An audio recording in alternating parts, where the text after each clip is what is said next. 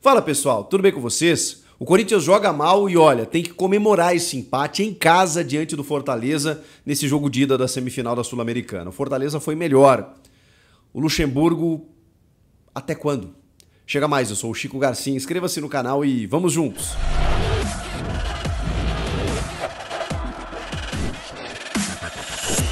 Pessoal, esse vídeo tem o apoio da Sportsbet.io, a minha casa de apostas. Vai lá, te cadastra rapidinho e começa a te divertir e quem sabe faturar. Ó, jogos com odds incríveis a partir desta quarta-feira. Se liga, Copa da Liga Inglesa, Newcastle e Manchester City.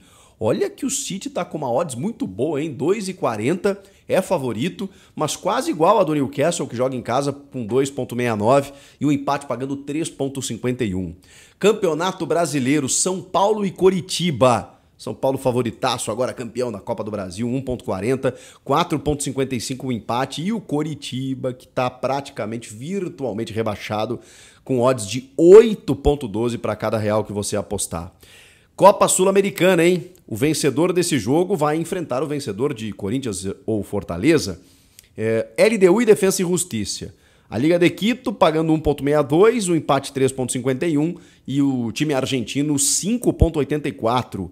Já na Libertadores, aí tem que dar flusão, né? Me ajuda aí, o Flu favoritaço no Maraca, 1,79. Olha o Inter em 4,46 e o empate 3,56. O que você achou? Dá para apostar bacana nesses jogos? Isso só dessa quarta-feira, hein? Todos os dias você pode apostar e faturar na Sportsbet.io. Aqui da Mais Green, vem pra eu. Que final melancólico, né? Da trajetória do técnico Vanderlei Luxemburgo sob comando do Corinthians. A gente está acompanhando passo a passo do fim dessa trajetória, porque ela pode acontecer já no próximo jogo, ela tem uma data limite, né, que não passa dessa temporada, mas a tendência é que seja antecipada e só vai se sustentando porque o time foi avançando nas Copas, né? Chegou até uma semifinal de Copa do Brasil, chega até uma semifinal de Sul-Americana e a gente olha para o time em campo e enxerga muito pouco, né? Enxerga apenas algumas individualidades, esquema tático normalmente sucumbe, e aí quando você tem um espelhamento de um jogo entre o Corinthians e um time bem postado, bem organizado, bem montado, bem treinado, parece que salta aos olhos. Você vê e, caramba, aqui tem um time, aqui tem um trabalho. E eu sei que o trabalho do Vojvoda é muito mais longevo, a estrutura que o Fortaleza dá, né, em termos de não tantas modificações de elenco e comissão técnica, isso faz diferença. Mesmo assim. O Luxemburgo não está há 2 meses, 3 meses no Corinthians, está bem mais tempo. Já tem um tempo considerável aí para que a gente pudesse enxergar alguma coisa. E tá difícil. A gente continua naquela tônica de que o Roger Guedes resolvia, o Renato Augusto, em alguns momentos esporádicos da temporada, também resolveu. O Yuri tá voltando, né, querendo assumir o protagonismo, mas ainda bem distante daquele Yuri do ano passado. E normalmente, até porque mata-mata favorece isso, o Corinthians depende do seu goleiro, que é um goleiro extremamente decisivo. Ele, de novo, foi importante. Ele não tem defesas tão difíceis assim, né? E não diminuindo as defesas, né? Mas no visual, assim, aquela defesa, aquele milagre, né? Aquela bola que tá entrando. Mas, cara, como ele é importante, como ele é seguro, né? Como ele... A bola foi ao gol várias vezes, e o Cássio estava lá. E aí eu queria citar também o confronto, porque, cara, me parece muito claro que o Luxemburgo está disputando uma disputa de pênaltis eterna. Porque o Corinthians, nessa trajetória, né, de Sul-Americana e Copa do Brasil, foi assim, né? Foi assim. Perdia fora, ganhava em casa e pênaltis. Cássio. Deixa no Cássio. O Cássio segura. E até quando o Corinthians vai ficar dependendo do Cássio? Seja para segurar durante o jogo, seja para decidir nos pênaltis. E eu falava para vocês que, na minha opinião, no confronto o Fortaleza era o favorito. Porque é um time muito melhor treinado. Ele tem um padrão ali defensivo, né? Tem esse João Ricardo que é muito bom goleiro. Aí você tem o Tinga na direita, é super experiente, né? O Brits e o Tite na zaga, o Bruno Pacheco na esquerda. Meio de campo. O Zé Wellison, que vem jogando muito bem, que fez o gol do Fortaleza hoje. O Caio Alexandre deitou. E o Pochettino, que também tem jogado muito bem, bate muito bem na bola, o cara com visão de jogo. E aí na frente você tem 3 atacantes, Marinho e Guilherme pelos lados, com o Lucheiro lá na frente. Lucheiro goleador, artilheiro, não fez um bom jogo, mas pelos lados, tanto o Guilherme, especialmente o Marinho, por ali o Corinthians sofreu. E o Caio Alexandre também no meio de campo, um time bem estruturado, que sabe muito bem o que fazer com a bola. E em determinado momento, o Fortaleza, até por estar jogando fora e considerar o empate um bom resultado, deixou essa bola nos pés do Corinthians. E esse é o grande problema, né? Quando o Corinthians tem a bola, é muito difícil que ele saiba o que fazer. Porque ele não tem jogada, ele não tem triangulação, ele não tem aproximação. O Fagner, para mim, foi uma surpresa na lateral direita. Eu achei que ele fosse de Bruno Mendes, mas o Fagner fez um bom jogo, até participa do gol brilhantemente num chapéu. Em determinado momento, o Fagner conseguiu ser esse cara do apoio. O Bruno Mendes ficaria mais, né? Então, nesse ponto, funcionou em determinado momento, porque aí você tem o Fábio Santos na esquerda, o Veríssimo e o Gil. E aí no meio de campo, mais uma vez a ausência do Matias Rojas, né? Não sei o que acontece com esse jogador. Chegou tão bem, a gente elogiando tanto, e ele teve uma sequência de lesões que impediram ele de estar presente em grandes decisões da temporada. E agora, mais uma vez. E uma lesão muscular tirou ele do jogo. E aí o Luxemburgo teve que colocar o Juliano por dentro, ele colocou o Maicon mais à direita, junto do Renato ali mais centralizado, o Wesley e também o Yuri Alberto. Então foi um 4-1, 4-1, 4-4-2, né? Porque se você contar o Wesley e o Yuri como 2 atacantes, e ali no meio de campo com o Moscardo e Juliano mais por dentro, o Maicon um pouco aberto pela direita e o Renato mais pela esquerda, bem na sua característica, com o Wesley fazendo aquele apoio pelo lado do campo. O Wesley, né? Que a gente sabe que tem que ser titular, que merece mais chances e tal, e que a gente não entende por que saiu no jogo, né? Aliás, ele fez 2 trocas apenas. 2 trocas apenas de 5 que ele poderia. E uma delas foi tirar o Wesley, que era o melhor jogador do Corinthians na partida.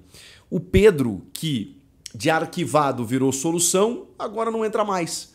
Então essas coisas é que vão assim preocupando e tensionando até o torcedor. O torcedor não sabe mais o time que entra em campo, quais são as alternativas, o jeito que vai jogar, se vai se jogar para se defender. E aí tem um outro grande ponto, que eu bato muito nessa tecla. O Luxemburgo, historicamente, sempre foi um cara ousado, agressivo, ofensivo.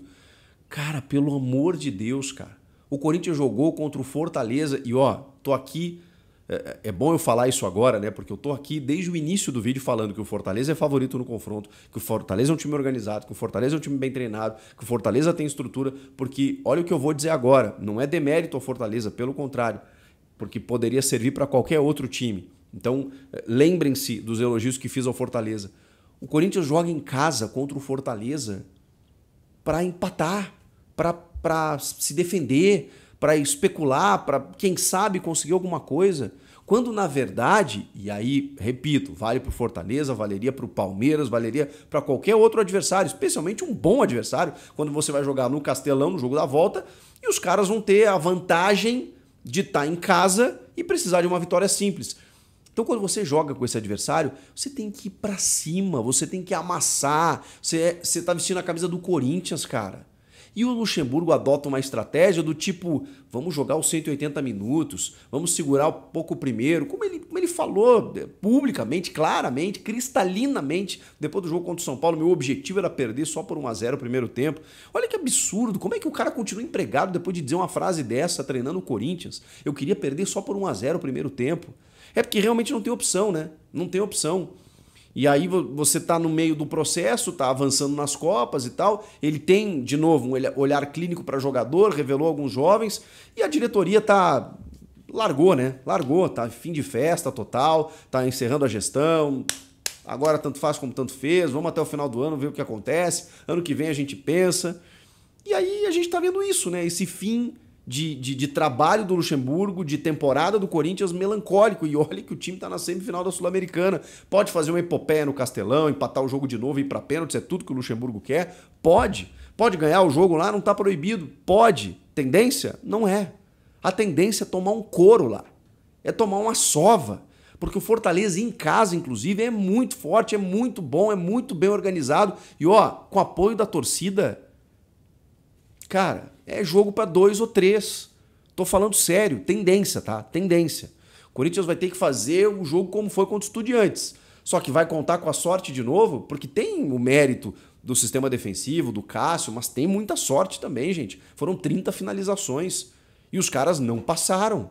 Quem passou foi o Corinthians. O jogo foi para os pênaltis e o Cássio, bom, se for para pênalti, a gente já sabe o que vai acontecer. E é isso que o Corinthians quer, mas por que não tenta ganhar? Por que não joga em casa tentando vencer o adversário, cara?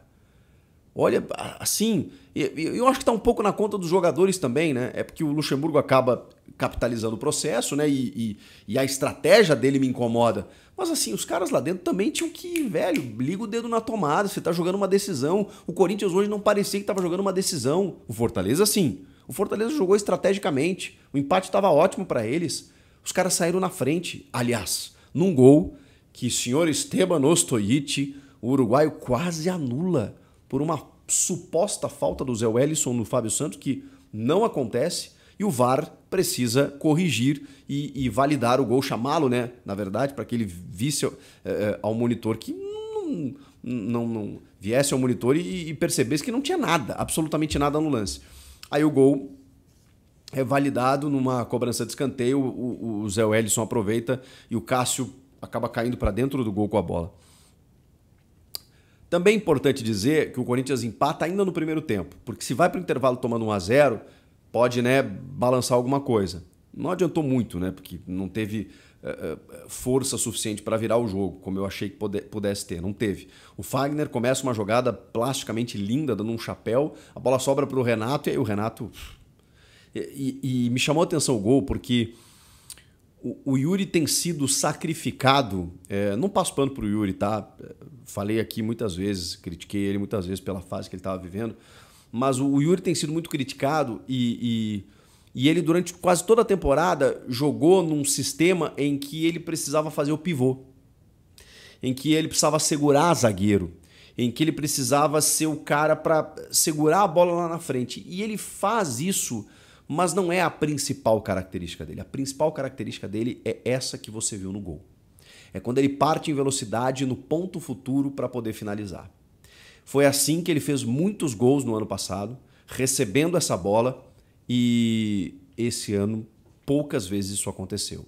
Essa bola do Renato é uma bola que, se acontecesse mais vezes durante o ano, o Yuri já tinha muito mais gols. Porque esse é o tipo de jogo dele. Arrancada, finalização, bola no ponto futuro, para que ele possa vencer o goleiro. No Inter fez muitos gols assim, quando chegou no Corinthians fez muitos gols assim, e nesse ano ele precisou ser um cara para segurar zagueiro lá na frente. A bola batia e voltava. Porque o zagueiro vem de frente, né? Ele tá de costas e normalmente o cara levava vantagem. Em alguns momentos ele conseguiu o pivô, porque ele sabe fazer, mas sempre foi prejudicado nesse aspecto, na minha opinião. E aí ele faz esse gol, empata o jogo antes do intervalo, a gente pensa, bom, tem todo o segundo tempo pela frente. E o Fortaleza meio que administrou, né? E ainda assim tentou chegar em alguns momentos. O Marinho fez uma jogada, uma aqui, outra ali, acabou até cavando um pênalti. Dá um mergulhinho, né, com o carrinho do Fábio Santos. O Fábio Santos correu um risco danado, mas ele dá um mergulho. E tem uma outra do Gil no Bruno Pacheco que eu acho que dava para marcar. Provavelmente a interpretação do juiz é que o Bruno já vem procurando contato. Mas como o lance é em velocidade, o Gil dá uma calçada no Bruno Pacheco, tá na risca da grande área. Esse podia marcar essa penalidade. A do Fábio Santos não, ele mergulha. Por isso que eu digo, o Corinthians tem que comemorar esse empate. Porque teve um gol que quase é anulado, mas é validado. Tem pênaltis que poderiam ter sido marcados. O Fortaleza buscou mais, assim, especialmente no primeiro tempo. Depois administrou. E o Corinthians, cara, quando precisava espremer ali, não sai suco, cara. É impressionante. É impressionante. E 2 trocas apenas. Entrou um Mosquito na do Moscardo, correria pelo lado do campo, velocidade, mas não conseguia combinar muita coisa, sofreu uma falta que gerou um amarelo do lado da área, e o Romero na do Wesley. Cara, se você tem o Wesley, se o Renato ficou 90 minutos, o Wesley podia ter ficado. Se o Fábio Santos ficou 90 minutos, o Wesley podia ter ficado. O Romero, assim, cara, ele tem alguns lampejos no ano, mas precisa, então, tirar o Wesley e botar o Romero? Nessa função? Precisa? 2 trocas apenas com 27 graus na noite paulistana, nesse empate 1-1 com Fortaleza. Os caras babando na gravata e o Luxemburgo não trocou. E sábado tem o São Paulo no Morumbi, no jogo da faixa, né? O São Paulo de sangue doce, leve depois do título da Copa do Brasil, só que o Corinthians precisa vencer. Já venceu o último jogo contra o Botafogo, deu uma respirada na tabela, mas seria importante você continuar se recuperando. Os caras não vão estar cansados?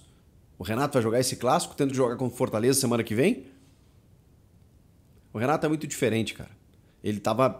Foi o jogo talvez mais ligado que eu vi do Renato em relação aos últimos. Ligado que eu digo assim, a intensidade, o físico dele, ele estava bem, estava bem. Ele estava armando o jogo, ele estava construindo algumas jogadas, ele é muito diferente, muito diferente. Mas ao longo de todo o ano não foi esse Renato que a gente viu. E depois de um jogo como esse, jogando 90, vai jogar contra o São Paulo? Provavelmente não. Um clássico, em que o São Paulo está vivendo esse grande momento e o Corinthians vai jogar na casa do adversário, provavelmente sem o seu principal jogador.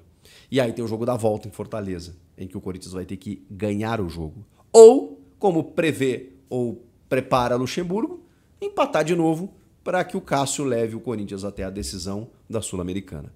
Esse é o roteiro, é assim que as coisas devem acontecer ou não. Quero ouvi-los. Comentem aqui o que vocês acharam do jogo, inscreva-se no canal e eu volto na próxima. Tchau!